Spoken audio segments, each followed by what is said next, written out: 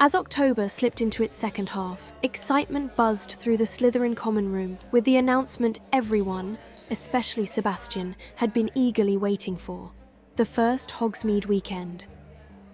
The restless energy of my classmates grew contagious, making it harder than ever to focus in class. You're going to love Hogsmeade, Sebastian said for what felt like the 100th time, grinning as he lounged beside me on the cold stone bench in the Transfiguration courtyard. The stick from his lollipop poked out from the corner of his mouth, adding to his carefree demeanour. Despite the crisp air biting at my knees, our small circle of friends huddled together, finishing off the last of our snack supplies before second period. A visit to Hogsmeade was becoming increasingly urgent. I just wish butterbeer could actually get you drunk. Sebastian sighed, crossing his long legs. I've tried, believe me, but it always ends with me puking all over the place. I nearly choked on my candy bar. Honestly, muggle drinks make more sense than half the weird stuff you wizards brew. I chuckled, tossing my last chocolate bar at Ominis, whose posture hinted at a quiet longing for it. The bar bounced off his head. I held my breath to stop myself from bursting into giggles, but Sebastian beat me to it. Thank you so much. Ominis muttered, rolling his eyes as he picked up the candy, theatrically brushing bits of grass off the wrapper. We tried fire whiskey once last Christmas with Uncle Solomon, Anne added, wrinkling her nose. It was awful. I can happily live without it. The conversation drifted lazily, like our attention during History of Magic when afternoon lessons resumed. Nothing could keep us from nodding off. Ominis, in particular, was infamous for his ability to nap anywhere. Waiting for classes to start? That was his time to shine. But by the time Friday rolled around, even Ominis was in a jolly mood and wide awake as we crossed the lawn to care of magical creatures. Though his enthusiasm dried out the moment his nose twitched. He let out a loud sneeze, immediately followed by a groan. Oh no, not Kneazles. Stifling another giggle, I glanced at him. His look of pure misery, paired with the sound of him blowing his nose, only made it harder to contain myself. When I finally focused on the cause of his allergies, I let out a squeak of delight. "Oh, they're adorable!" I exclaimed, stepping closer to the nearest pen. The Kneazles, with their thick, fluffy coats, glared at us from behind the wooden fence. Some were unbothered, whiskers twitching as they flicked their lion-like tails. Their fur shimmered in various colours, their oversized ears perking up at the slightest sound. Ominis gave me a devastating look. They're aggressive, they bite, and their fur makes me sneeze. Nothing is adorable about that. He rummaged in his bag for protective gloves. I turned my head, anticipating Sebastian's potentially entertaining input, but he only sighed. Let's not pester him today, he murmured. I'm not in the mood to take care of his grumpy ass in Hogsmeade. Before I could reply, Poppy appeared, cheeks flushed with excitement, struggling to carry a basket full of fish. Her tiny frame nearly vanished behind it. "Aren't they just magnificent?" she said breathlessly. "Hey, Poppy," I greeted, strategically shifting my position to give Sebastian a clear view of her. The moment I caught the smell, my gaze snapped back to Ominis. I was already smirking before he even opened his mouth. Merlin's beard, Poppy, why do you reek of fish? He cried, pinching his nose dramatically. Poppy shot me a pointed look. "Because it's part of the assignment." With a wet plop, she dropped a fish into Ominis's open hand. "Here's yours." Oh, you can't be serious. Ominis muttered under his breath, holding the slimy thing between two fingers. Before he could add another complaint, Sebastian swept past, plunging a hand into the basket with an easy grin. Thanks, sweeting, he said, his smile radiant despite the unpleasant task. Poppy's eyes sparkled with quiet pride. "Attention, class!" Professor Howin called, clapping her gloved hands and sending tufts of Kneazle fur swirling around her head. The sight alone made me glance at Ominis, imagining his nose bracing for impact. "Over the coming weeks, we'll be expanding our knowledge of Kneazles," she said. "One reason I've reintroduced them is because they're becoming more popular as pets. A trend I do not endorse. They may look like cats, but they are wild creatures." Natty and Nellie exchanged excited whispers. One sharp glance from Professor Howin silenced them. "They're also under threat from poachers," she added louder. It's crucial you learn how to approach them with care and respect. They don't trust easily. Your first task, earn it. Now, everyone find a partner. Poppy and I exchanged a smile, silently agreeing to partner up. But Professor Howin had other plans. Poppy, make sure everyone gets a fish. I'll need your help with the kittens as well. Poppy's face lit up like the sun itself. She shot me an apologetic glance, and I grinned back, admiring the way she balanced the basket across the lawn. Focused, delicate, determined. Ominis stood by the blackboard, looking like someone awaiting doom. A surge of fondness rushed through me. I was about to make my way over when Sebastian draped an arm across my shoulders. Shall we? He asked, his cheek nearly brushing mine. I've got food. He added, dangling his fish dangerously close to my face. Ugh, get that away, I protested, wriggling free from his hold but mirroring his grin. His gaze lingered a second too long, leaving me momentarily flustered. Shouldn't you be helping Poppy with her basket? A strong lad like you? I teased, tipping my head toward her. I'm going to work with Ominis. He looks like he needs cheering up. For a breath, I caught a flicker of disappointment on Sebastian's face. It quickly gave way to his usual air of nonchalance. Fine. He muttered, shrugging just a bit too forcefully before sauntering off toward Poppy. I watched him go, lingering long enough to see him take the basket from her, his easy grin returning as he freed her from her load. I exhaled, torn away from the sight as I stepped beside Ominis. He shifted the moment I arrived, instinctively aware of me, just like the creatures he loathed. I'm volunteering to protect you, I said gently, patting his arm. To my surprise, he chuckled. Go ahead, He said. as long as I'm not the one touching them. With a smirk, he passed me the fish, leaving me with the slimy responsibility. Fair enough.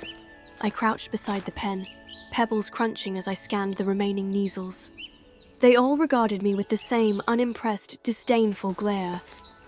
Try that one. Poppy whispered, appearing beside me with perfect timing. A kitten curled in her arms, claws kneading at her robes. She's the oldest, more trusting. Her name is Persephone. Sebastian strolled up behind her, juggling 3 kittens at once. I'd made the right call.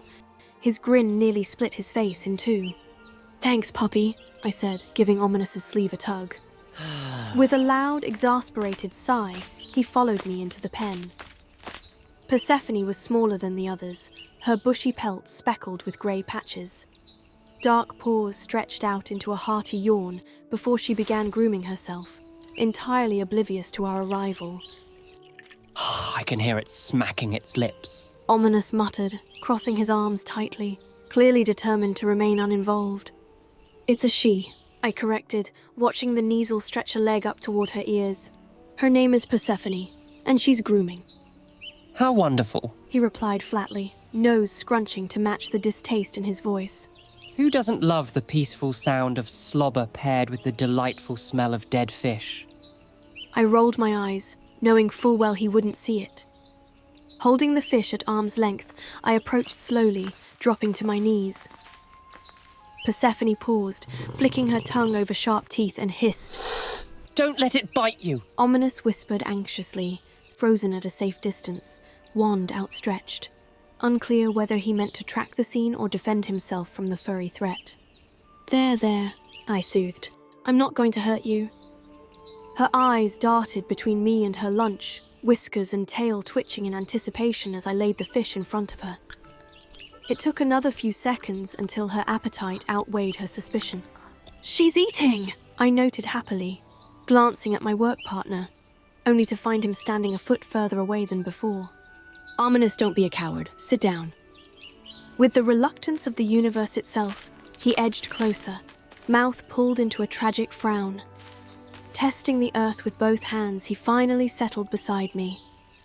I'm going to get a bit closer, I warned, slowly approaching as dirt collected on my trousers. Nina, what are you doing? Ominis hissed, brushing imaginary dust off his robes like he was the one crawling in the mud. I ignored him, extending a cautious hand, now fully aware of the fishy stench clinging to my hand. As Persephone finished her meal, she sniffed my fingers, then licked them, delicately, like I'd served her dessert. I grinned as she bumped her head against my knuckles, purring softly. "Aren't you a darling one?" I cooed, stroking her fluffy head. "Yes, you are." She responded with a meow and rolled onto her back, batting playfully at my hand. Should I leave you two alone? Ominis asked, leaning on his elbow, lips tugging into a crooked smile. "Ominis, she's totally sweet," I beamed. "Come on, you can try too." I reached for his arm. His face faltered immediately. Over my dead body, He yelped, yanking his hand away. "She's not going to hurt you," I laughed, reaching again. "Trust me." Our eyes met, just briefly, but something passed between us. Only a second, a flicker of a memory, of the bond we'd shared. When I touched his wrist, my stomach jolted. He blinked, shifted his shoulders, as though confirming that he'd felt it too. My cheeks warmed as he inched closer, leaving his wrist in my grip. I swear if I leave here with so much as a scratch. He muttered, but his tone lacked conviction. Guiding his hand down, I pressed it gently against Persephone's side. Her fur was warm, alive beneath our joined touch. It didn't occur to me to pull away. Why should I? This wasn't a moment to leave him alone. This was something to be shared, to be felt, together. Even with Ominis's hand between mine and the creature, I could sense her heartbeat. Her body rose and fell with each breath, her fur tickling our skin. I closed my eyes, just long enough to hear his shallow breathing, his rhythm almost matching the unsteady motion of our hands. When I opened them again, his face was frozen in quiet shock, jaw tight, eyes wide. Instinctively, I tightened my grip on his hand, convinced for a second that this simple contact could steady him. As I pressed down, I became fully aware of his skin beneath mine, aware of my hand, so small compared to his, yet trying to hold him, firmly and possessively. Almost as if my hand suddenly remembered the confidence, the power of capturing Ominis's tie, I felt my fingers slip between the gaps, leaving our hands intertwined for only one heartbeat. Then I tore away, breath catching, heat rushing to my throat. But then, he smiled. It's so warm. Ominis said quietly, his fingers curving, digging into the fur. My face still flushed. I watched him attempt a few tentative strokes over Persephone's back, his movements careful and kind. See? No big deal. He said with a cheeky grin, turning to me. I was just about to retort when his face twisted. He clapped his hands over his mouth, just before letting out a sneeze that could have shaken the entire castle. "And you're a whiny idiot," I declared, barely holding it together before collapsing onto my elbow, my body shaking with laughter.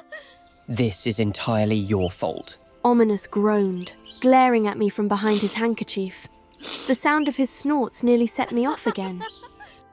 Hardly amused by our disruptive noises, Persephone gave us a long, offended stare before trotting off towards Sebastian and Poppy, who were still entertaining the kittens.